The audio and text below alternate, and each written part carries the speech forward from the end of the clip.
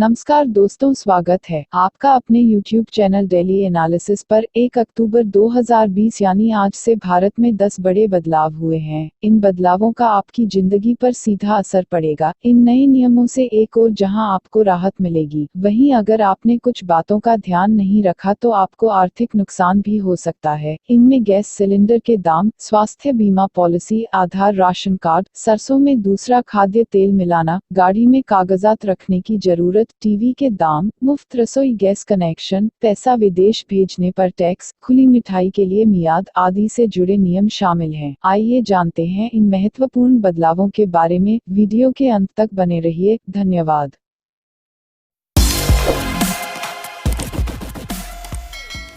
गाड़ी चलाते समय हाथ में मोबाइल फोन का इस्तेमाल केवल रूट नेविगेशन के लिए इस तरह से किया जा सकेगा कि वाहन चलाते समय ड्राइवर का ध्यान भंग न हो, लेकिन ड्राइविंग करते समय मोबाइल से बात करने पर 5,000 रुपए तक का जुर्माना लगाया जा सकता है। सड़क परिवहन व राजमार्ग मंत्रालय ने यह नियम नोटिफाई कर दिया है।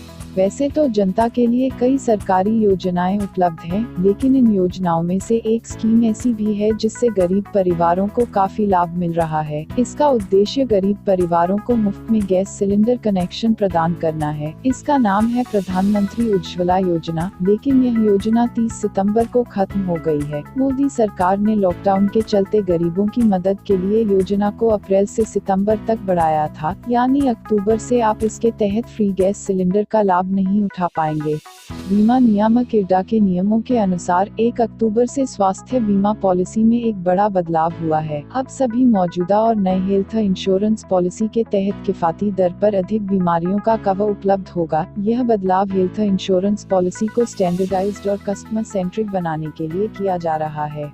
1 अक्टूबर से कारोबारियों को बाजार में बिकने वाली खुली मिठाइयों के इस्तेमाल की समय सीमा बतानी होगी, यानी दुकानों पर खुली बिकने वाली मिठाइयों का कितने समय तक इस्तेमाल करना ठीक रहेगा, उसकी समय सीमा की जानकारी उपभोक्ताओं को देनी अनिवार्य होगी। खाद्य नियामक ने इस नियम को अनिवार्य किया है। इस संदर्भ में एफएसएसएआई ने सभी राज्यों और केंद्र शासित प्रदेशों के खाद्य सुरक्षा आयुक्त को पत्र लिखा। अब वाहन चलाते हुए आपको driving licence, registration certificate, RC, insurance, pollution certificate जैसे कागजातों को रखने की जरूरत नहीं होगी। केंद्रीय सड़क परिवहन मंत्रालय ने इस बारे में पिछले वर्ष सितंबर 2019 में नए दिशा निर्देश जारी किए थे, जो 1 अक्टूबर 2020 से लागू हो गए। केंद्र सरकार ने कहा है कि ड्राइविंग लाइसेंस और ई चालान समेत वाहन दस्तावेज का रखरखाव 1 अक्टूबर से सूचना प्रौद्योगिकी पोर्टल के जरिए किया जा सकेगा।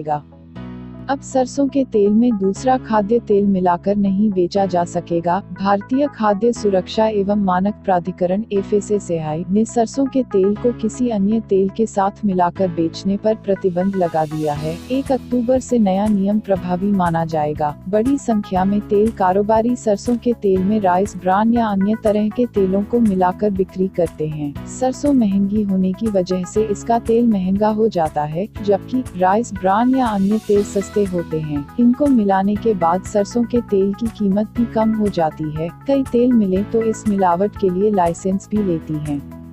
केंद्र सरकार ने विदेश पैसे भेजने पर टैक्स से जुड़ा नियम बदला है। अक्टूबर से अगर विदेश में पढ़ रहे अपने बच्चे के पास पैसे भेजते हैं या किसी रिश्तेदार को पैसा भेजते हैं, तो इस पर 5% tax collected at source (TCS) का अतिरिक्त भुगतान करना होगा। फाइनेंस एक्ट 2020 के अनुसार भारतीय रिजर्व बैंक (RBI) की लिबरलाइज्ड रेमिटेंस स्कीम (LRS) के तहत विदेश पैसे भेजने वाले व्यक्ति को TCS का भुगतान करना होगा।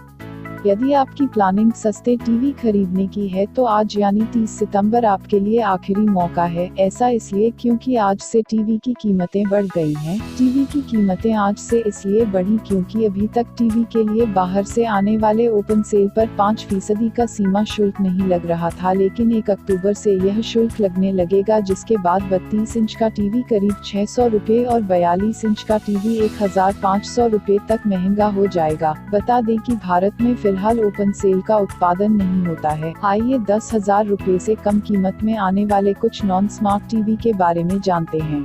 आधार कार्ड को राशन कार्ड से जोड़ने के लिए 30 सितंबर आखिरी तारीख थी। 1 अक्टूबर से ग्राहक अपने राशन कार्ड को आधार से लिंक नहीं करा सकेंगे। राशन कार्ड के जरिए लाभार्थियों को सस्ते दाम पर सब्सिडी के तहत अनाज मिलता है। गरीब और प्रवासी लाभार्थियों के हितों की रक्षा के लिए सरकार ने one nation one ration card योजना के तहत राशन कार्ड धारकों की अंतर राज्यीय पोर्टेबिलिटी को लागू करना शुरू कर दिया है। तेल कंपनियां हर महीने की शुरुआत में एलपीजी सिलेंडर के दामों की समीक्षा करती है। हर राज्य में टैक्स अलग अलग होता है और इसके हिसाब से एलपीजी के दामों में अंतर होता है। इस महीने 19 किलोग्राम वाले सिलेंडर की कीमत में तेजी आई है, लेकिन ऑयल मार्केटिंग कंपनियों ने 14.2 किलोग्राम वाले बिना सब्सिडी वाले एलपीजी रसोई गैस सिलेंडर की कीमतों में अक्टूबर में कोई बदलाव नहीं किया है। 19 किलोग्राम वाले सिलेंडर की कीमत कंपनियों ने कम की है। दिल्ली में यह 1133.50 रुपए से बढ़कर 1166 रुपए पर आ गई है। कोलकाता में 1196 रुपए से बढ़कर 1220 रुपए, मुंबई में 1089 रुपए से बढ़कर 1113.50 रुपए और चेन्नई में यह 1250 रुपए से बढ़कर 1276 रुपए का हो गया है। इन सभी राज्यों में इसकी कीमत क्रमशः 19, 24.50 और 26 रुपए बढ़ी है। IOCL की वेबसाइट से प्राप्त जानकारी के अनुसार अगस्त और सितंबर में जो दाम थे वही अक्टूबर महीने में जारी रहेंगे। दिल्ली में 14.2 किलोग्राम वाला गैर सब्सिडी एलपीजी सिलेंडर 594 रुपए पर स्थिर है। कोलकाता में इसका दाम 620.50 रुपए, मुंबई में 594 रुपए और चेन्नई में 610.50 रुपए है। मौजूदा समय में सरकार एक वर्ष में प्रत्येक घर के लिए 14.2 किलोग्राम के 12 सिलेंडरों पर सब्सिडी प्रदान करती है। अगर ग्राहक इससे ज्यादा सिलेंडर लेना चाहते हैं तो वे उन्हें बाजार मूल्य पर खरीदते हैं। इसकी कीमत औसत अंतर्राष्ट्रीय बेंचमार्क और विदेशी विनिमय दरों में बदलाव जैसे कारक निर्धारित करते हैं।